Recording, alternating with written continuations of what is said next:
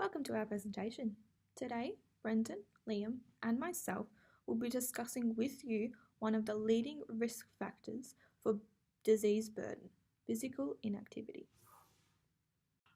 Physical inactivity is a term used to describe any individual that does not meet the physical activity and sedentary behaviour guidelines of Australia.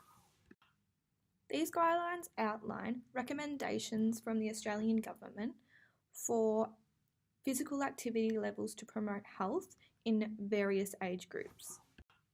These guidelines also recommend how many minutes and/or hours people should spend doing sedentary behaviours, such as sitting down, lying down, or screen time. The age groups in these guidelines are children 2 to 5, children 5 to 17 years old, adults from 18 years old to 64 years old, and 65 plus. These guidelines recommend that a child from the age of 2 to 5 has 180 minutes of physical activity. They recommend that a child from ages 5 to 12 has at least 60 minutes per day. They recommend that any adult from the age of 18 to 64 has 60 minutes per day for 5 days. They recommend that anyone over the age of 64 has a minimum of 30 minutes per day. The guidelines also recommend the sedentary behaviours of individuals in all of these groups. So, ages 2 to 5, they should not be restrained for more than 60 minutes at a time. For ages 5 to 12, they should not have more than 120 minutes of screen time and should break up long terms of sitting. For adults, they should have no longer than 120 minutes of screen use and also break up long terms of sitting. And for anyone over the age of 65 should be active as these guidelines also recommend strength-based physical activity for a range of groups. They recommend that for the ages of 5 to 12 that you participate in strength-based physical activities twice. From the ages of 13 to 17, strength-based physical activity should be incorporated into your life 3 times a week. For adults, strength-based physical activity should be included into your life at 2 times a week. And for 65 and over, they should incorporate muscle strengthening activities every day.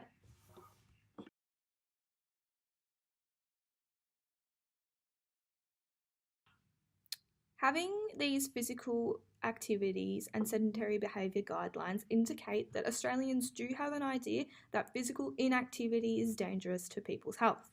In accordance to Australia's national health priority areas, physical inactivity has an enormous effect on 6 of the 8 areas.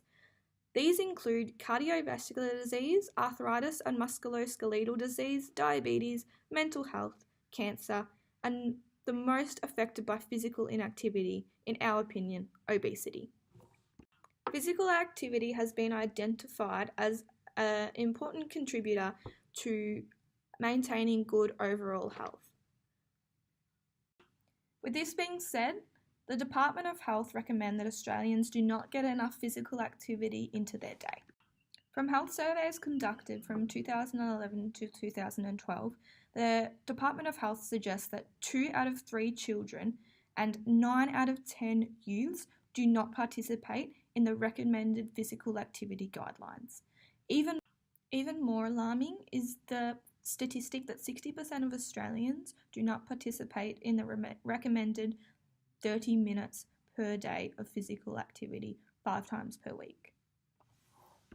The Australian Institute of Health report indicates that 2.6% of the total burden of disease in 2011 was due to physical activity. Since physical activity has such an enormous effect on so many of the national health priority areas and so many chronic illnesses, it's crucial that we begin to look at it as a nation and as individuals as an important part to our lives. Throughout this presentation, we are going to address the seriousness of physical inactivity on the nation. We will also look at how it impacts us as a nation and we will also be looking at some of the ways that we can help reduce our physical inactivity rates as a nation. We're now going to hand over to Liam, who's going to talk to you about impact. Thanks, Clarissa.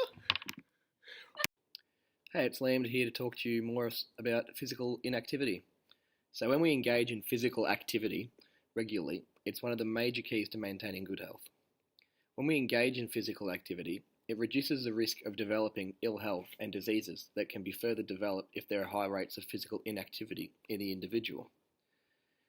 These include multiple NHPAs, which are the National Health Priority Areas, and just to name a few, that would be diabetes mellitus, cancer, and cardiovascular diseases. In 2013, more than half of Australians either did not meet the recommended physical activity guidelines or were not active at all, and this is per the Australian Institute of Health and Welfare in 2017. In addition to what I just said, physical inactivity was also linked to large percentages of the burden of disease for several different diseases, including diabetes, in which it contributed 19%, bowel cancer, which it contributed 16%, uterine cancer, which it contributed 16% again, dementia, which it contributed 14%, breast cancer, in which it contributed 11%, coronary heart disease, which it contributed 11%, and strokes, which it contributed 10%. Physical inactivity also accounted for 4% of the total disability adjusted life year figure, which is the DALYs. So hopefully there should be a table that comes up on your screen right about now. And as you can see from the table above, it shows the prevalence in percentage of insufficient physical activity in persons aged 18 to 64. As you can see, the percentages of inactivity for each group progress worse as the ages increase, meaning that as people get older, their inclination to stay physically active at the recommended levels dramatically decrease. And if you can see, for most of them, the women are the ones that have the higher levels of inactivity. Physical inactivity is also the fourth leading cause of death due to non-communicable diseases worldwide and contributes to over 3 million preventable deaths annually. This figure also equates to 6% of deaths globally. In 2008, the total economic cost of physical inactivity in Australia was $13.8 billion. Also, over 16,000 Australians die prematurely each year due to physical inactivity. To measure the cost of physical inactivity, healthcare costs, economy-wide productivity costs, and mortality costs are taken into account to calculate this figure. Yeah, right. I'll meet you at the gym, no worries. The trend toward physical inactivity is due in part to be because of insufficient participation in physical activity during our leisure time and the rise in popularity of sedentary activities that can be done at work and at home. So hopefully now there should be another table that's just about to pop up onto your screen like that. And this table here shows the physical inactivity in the different population subgroups. As you can see, the higher socioeconomic status has lower levels of physical inactivity due to being more likely to have the time and resources to achieve good levels of physical activity. The lower levels have alarmingly high levels of physical inactivity compared to the higher levels. Also evident here is that the outer regional and remote groups have higher levels of physical inactivity than inner city, which would be due to the lack of facilities in more remote areas, more than likely. And now I'll pass it over to Brendan. Hey guys, I'm Brendan. There are several reasons why people do not participate in physical activity. Addressing these reasons is key to increasing the rate of physical activity participation, and it is important to address physical activity because of the toll on the healthcare system and to improve the health of every individual. The reason why people don't participate in physical activity is because of time constraints. There are some people that just don't have enough time for physical activity, but there are some ways we can address this. Firstly, involve your friends and family. Switch off that TV and go outside and play some cricket or go for a walk with a friend, or even to incorporate physical activity into your daily life. For example, get off the bus or train one stop earlier and walk the rest of the way. Take the stairs instead of the lift, Ozport have an initiative called Find Your 30 to increase the likelihood of physical activity. For some people, it's not a matter of time. It's the fact that they generally don't have interest in physical activity because they find it boring. If you're one of these people, you could try exercising with a friend or you could join a sports club. You don't have to exercise alone. You could also consider using exercise equipment at home, such as a stationary bike or treadmill, so that you could work out while watching your favorite television programs. The market segmentation for sport participation study outlines that the sports sector can influence motivation and behaviors children have towards sport and physical activity. Knowledge of how to be physically active is important. A lot of people are not sure how to get started or are not sure how to do specific activities. Before thinking of starting a physical activity, you should consult your doctor. After getting the all clear from your doctor, start by visiting your local gym or sports center. Most gyms, sporting clubs, and dance clubs offer an introductory lesson for free, so take advantage of these free lessons to help find an activity that appeals to you. According to Sport Oz, developing your physical literacy can give you the confidence and capability to be active and stay active for life. Life is exhausting. As a university student, I know that it's difficult to exercise when you're tired. But the more active you are, the more energy you have to spend during the day and therefore more opportunities to exercise. Try to be active on most days of the week and you'll soon feel energetic. Also, improve your diet. Improving your diet will lead to weight loss, which can give you that extra energy. The likelihood of maintaining a diet is very dependent on the actual person. A study from O'Neill in 2014 shows that people that eat breakfast tend to have healthier habits overall, such as exercising more and consuming more fibers and micronutrients. There are also initiatives run by the government and by organisations that can help increase physical activity participation. An initiative by the government and by the Australian Institute of Sport is Find Your 30. Find Your 30 is all about finding practical ways in which anyone can work half an hour of activity into their day. For example, like walking that extra block to work, taking the stairs instead of the elevator, and getting the whole family active together.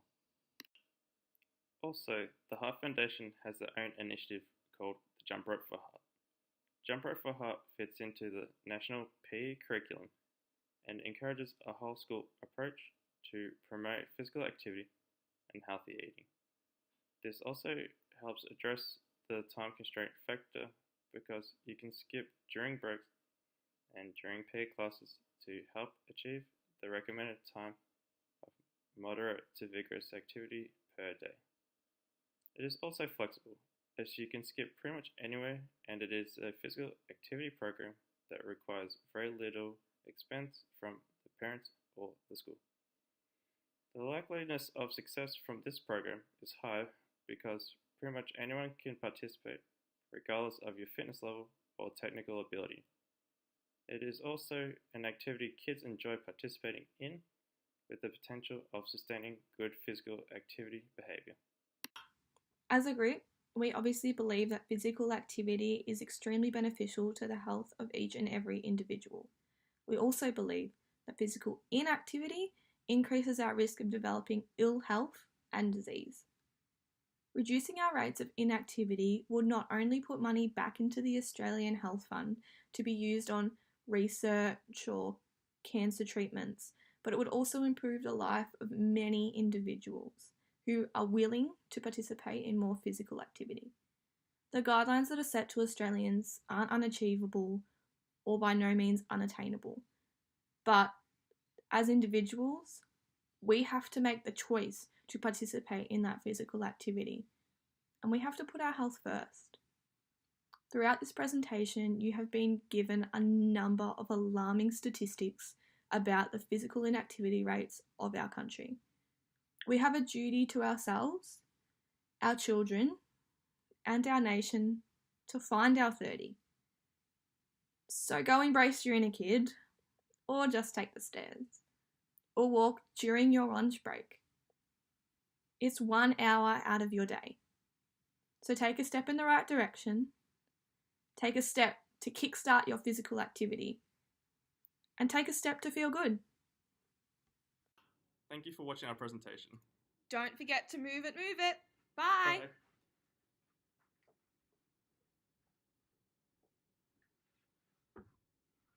See ya.